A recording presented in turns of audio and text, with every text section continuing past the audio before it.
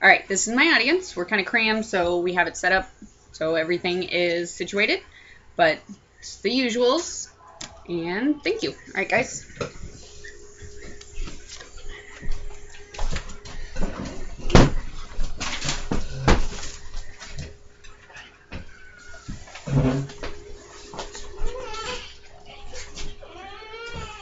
Close your eyes. Raise your left hand if you have ever witnessed someone text and drive. Keep those hands up.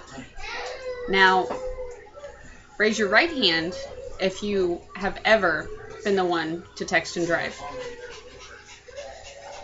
Open your eyes. All of you have at least one hand up. Most of you have two. Why do we risk our lives and the lives of others for a simple conversation? It can wait.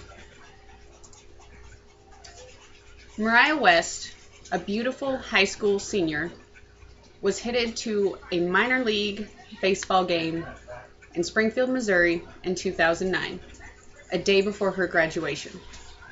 She received a text that said, "Where are you at?" She never got the chance to reply.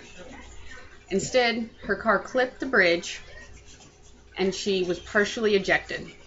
Mariah then skidded down the road until her car flipped into oncoming traffic. Mariah's skull was crushed, and she spent the next 8 days in the hospital. While her story is very sad and depressing, it has a silver lining. Mariah's mother, Mary Dye, and AT&T developed It Can Wait, a campaign that AT&T's Randall Stevenson says its main goal is to save lives. The website itcanwait.com has interactive features that you can pledge not to text and drive, and then you can turn around and tweet your pledge so that others know. It also has several different documentaries of families that are affected by texting and driving or distracted driving.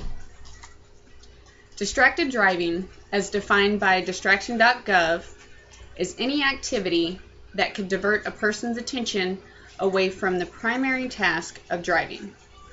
Distracted driving includes, but is not limited to, using a phone, sending a text, adjusting the radio, and using a navigation system.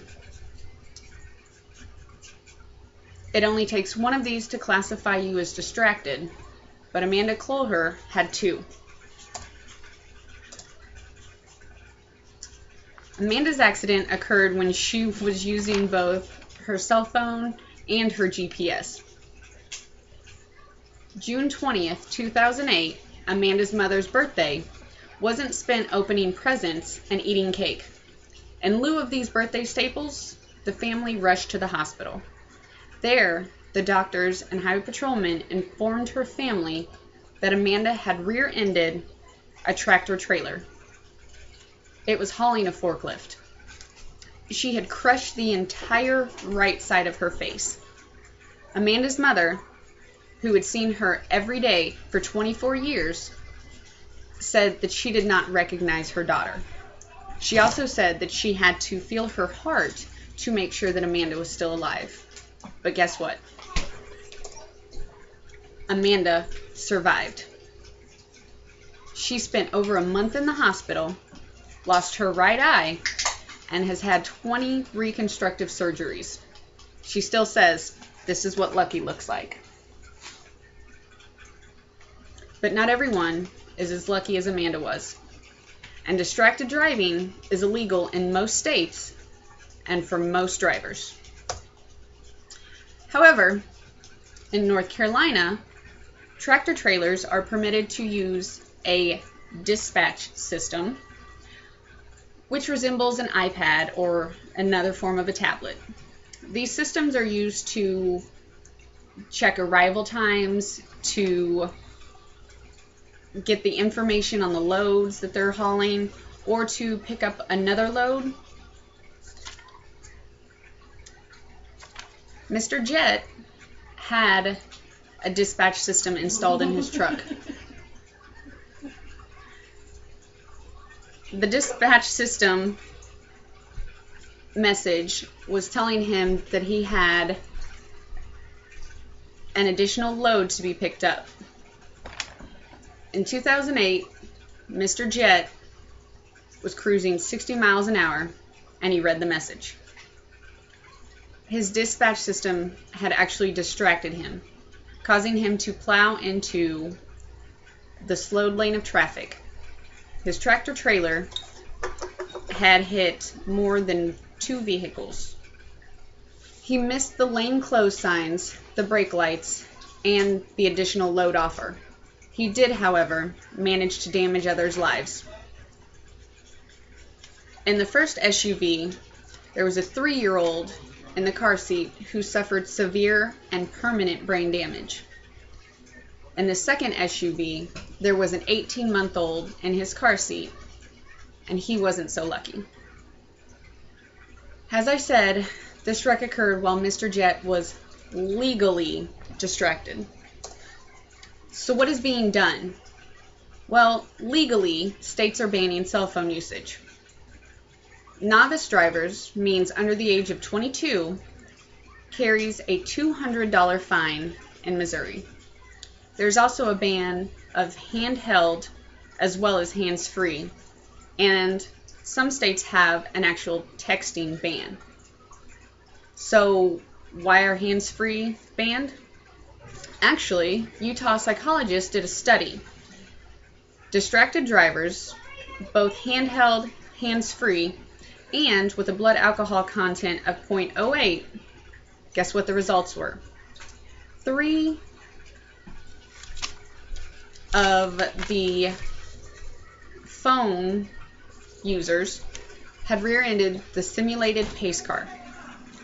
There were no legally intoxicated wrecks. Now, I'm not telling you to go out and drink and drive, but here's what you can do. Take the pledge. Tell your friends, tell your family, #X means you're about to drive. Don't send it while you're in the car, send it before. Actually, you know what? Tell them to take the pledge. The more people take the pledge, the more they know about it, the more safe we all are. You and your fellow pledgers can then get this free app. AT&T's Drive Mode can automatically turn on when the car reaches 25 miles an hour, and it will actually shut itself off when the car is stopped. There's auto reply messages that can be customized, and again, it's free, so there's no excuse.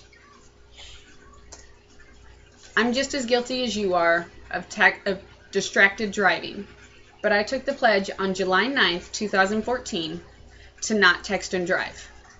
And now I have my phone in the center console whenever I drive, ensuring that I won't be tempted. In 2011, 23% of all accidents involved in cell phone usage. Don't become a statistic. Remember, D, drive, don't. P, park, phone. If you would like more information on this subject, there are several websites where I got my information from. And there we go. Thank you.